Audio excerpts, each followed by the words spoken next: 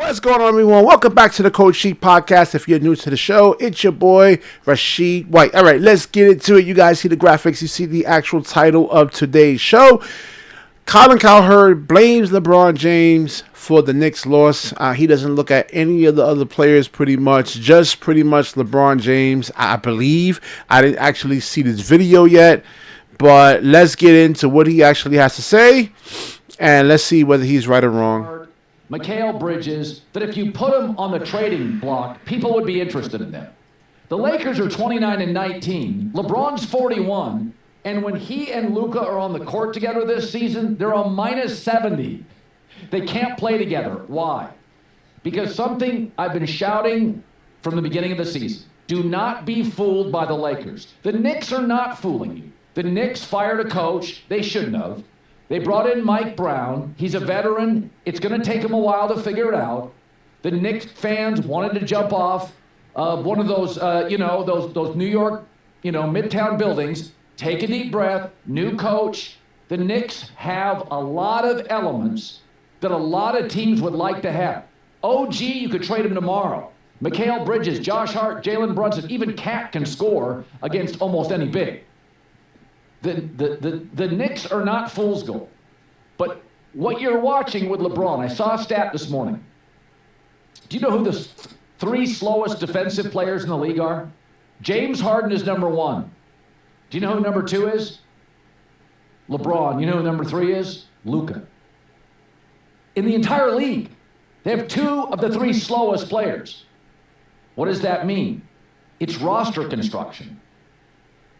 And when Austin Reeves comes back, it's going to be fool's gold. The Lakers should have watched what Dallas did with Luka. When you have a star player who's a poor defender, and Luka is, Steph Curry, you surround him with Draymond Green, Klay Thompson in his prime, Andre Iguodala, willing defenders, tough guys, bouncers at the bar. See, I think with the spacing in today's NBA, it's really, really, really hard to actually hide anyone, man. To cover for your star. Rob Pelinka and the Lakers have doubled down on Luka, just less talented. Austin Reeves, not super athletic, not a great defender. LeBron, 41, slow, can't defend. Oh, let's go get DeAndre Ayton, below average defender. They just keep adding players who are not athletic, fast, quick, and can defend. But when you go back to when Luka succeeded in Dallas, they had Daniel Jones, they had Gafford protecting the rim, they had the Duke rookie. Oh, they were athletic. You've got to cover for Luka. And I've said this before about Luka. When he came to the Lakers, I said, stop pretending he's LeBron. LeBron, Kobe, MJ in their prime, Duncan in their prime, Kareem in his prime, Bird in their prime. These guys gave you maximum defensive effort. D. Wade in his prime. Luka's Carmelo, a better version. He's never going to be in great shape for any extended period. He's not interested. Defense is a hobby. Sometimes he's into it, and then he loses patience or interest. And so So the real problem is actually Luka Doncic and Austin Reeves. Last year, Luka Doncic was number one in blow-bys. Now, when you look at like the scouting report in terms of who are you going to attack, you're not going to attack LeBron James. You're not going to space the floor out and say, "Hey, we are going to target LeBron James." It's going to be Luka Doncic and Austin Reeves. They are the problem, and you're talking about, oh, you got to help Luka with like getting some guys that can actually cover for him. That doesn't work in today's NBA. See, Colin Cowherd, I don't think he really even watches the games. With all the spacing and the three-point shooting in today's NBA, you cannot hide anyone. How did Boston actually win their championship a couple of years ago? They had all five guys that can actually play defense. No one actually has to help. Same thing with Oklahoma City. All five guys can guard the basketball. There's no chinks in the armor. All right, it's not a LeBron James problem. And I believe LeBron James right now is actually conserving his energy. He's 41 years old. He understands that it's a marathon, okay, not a sprint. It's an 82 game season.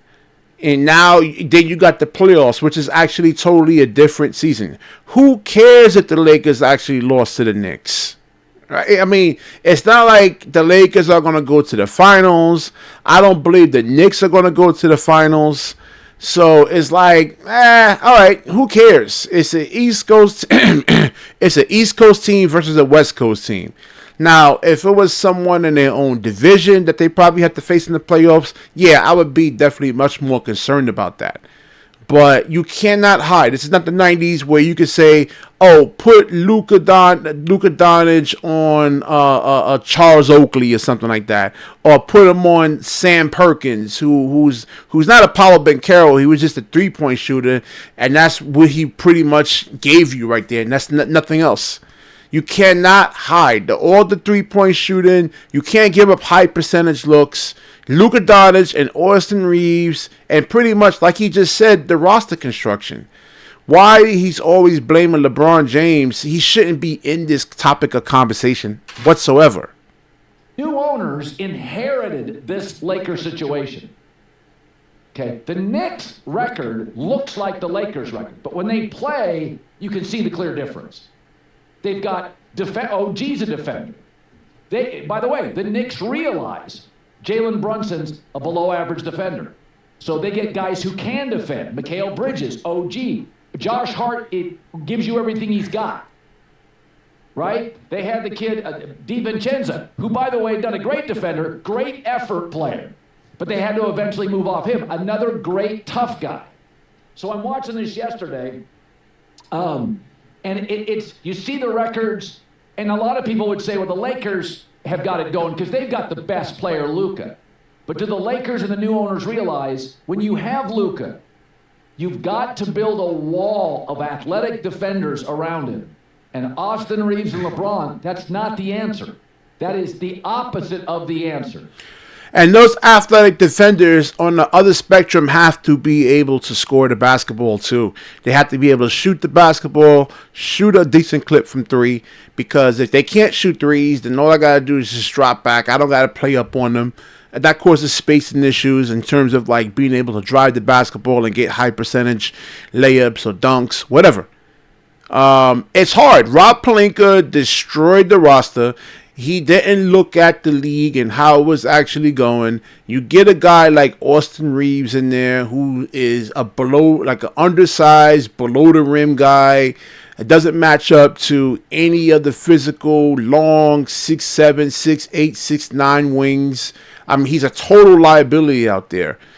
And same thing with Luka Doncic. And it used to be able to say, well, you can't you can hide one guy, you can't hide two. But today's NBA with all the 3-point shooting, they can target Luka. Now LeBron James actually has to come over and help and then try to recover out to the shooters. And I keep saying this, just even guarding mid, like let's say mid shooters, 35, 36% from the 3-point line, it's taxing to the body. It's hard. Now, when you're talking about elite 3-point shooting, it's hard. You know, Colin Cowherd, I just listen to a lot of these guys in the media. They never played basketball before. All right, I've been playing basketball for 32 years, and trust me, guys, it is hard to guard the 3-point line. You have to be in serious shape. For one, the ball is constantly moving. Remember, the ball moves faster than when any person on earth can actually move. So once that ball moves and then it finds a wide open shooter at the 3-point line, you have to run out there and try to run him off the 3-point line. And now that shooter is now in an advantage now. You know, once you start running at him and closing out and taking him off the 3-point line, he can put the ball on the floor, and if you don't have any rim protection, then he can go for like a dunk or a layup. You know, if you do have some sort of rim protection in there, a lot of these guys have like a mid-range pull up. Let's say Kevin Durant can pull up right from that 15-foot spot and you know shoot a mid-range shot pretty much, and he can make 7, 8 out of 10 of those. It's hard, man. LeBron James is not the problem. It's a Luka Doncic thing, and it's an Austin Reeves thing. And let's look at the box scores, right? Because it's, y'all guys, what happened to Marcus Smart over here? Isn't Marcus Smart supposed to be a plus defender? What's his name? Vando is supposed to be an elite defender. He gives you 1 point. I mean, you don't see this is actually a problem right here. A guy that's averaging that gives you 1 point in a game. What's his average? Let's see. Stats. Let's see. Stats. He averages almost 6 points a game. He only gives you 1 point. You're not going to win like that, man. You're just not going to win like that. Same thing with Marcus Smart. He doesn't give you no type of offense whatsoever. Does he? He came off the bench here. All right, why is this thing not working now? So he comes up the bench. He gives you... Oh, yeah, he starts. I'm sorry. He gives you 7 points. He's 2 out of 9 from the field, 1 out of 4 from the actual 3-point line. So if you upgrade this position, if you can get more shooting, the Lakers actually probably win this game. So DeAndre Ayton, defensive liability. He doesn't play no defense. He doesn't slide his feet. You can actually target him. And then look at the Knicks over here. They got like OG Anunoby that can get you between 12 and 30-something points. Karl Anthony Towns can get you between 20 and 40-something points. Mikal Bridges can actually give you between 15 and 30. And Jalen Brunson can actually give you between, let's say, 20 and 40-something points. All right? So the Knicks roster, if all these guys are hitting on all cylinders, they're really tough to actually guard, man. Like I said, a lot of these guys are really stuck in the past. The role players today are way more advanced than the role players than it was back in, let's say, the early 90s. You got Mikal Bridges, who's not even a guy they run their offense through, can get you between 20 and 40-something points. You saw what he did to the Brooklyn Nets, where they was running the offense through him. He was having multiple 20, 30, 40-something point games, and that's your role player right there. All right? So it's not easy in today's NBA, man. And then when you're LeBron James and you actually have to like really kind of like cover and help for Luka once he starts getting blown by, it's hard. But and like I said, with all the spacing and the 3-point shooting, it's extremely hard. It's not easy. Don't blame LeBron James because like coaches, and in terms of their like offensive schemes, are not going to target LeBron James. He's built like a wall. He's 6'9", 260. I mean, it's a wasted possession. All right, he could put up a lot of resistance. You're not going to post him up. You're not going to bully him or anything like that, even at 41 years old. They're going to target Luka Doncic. They're going to target Austin Reeves.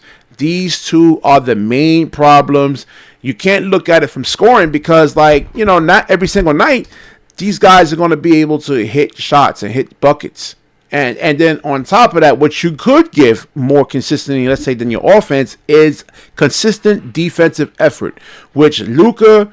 And Luka just doesn't give you. He just doesn't have the genetics, the foot speed. He's flat-footed. The same thing with Austin Reeves. They just don't have the genetics to really match up to like the length, the athleticism, the size. They don't have the foot speed. They just don't have it.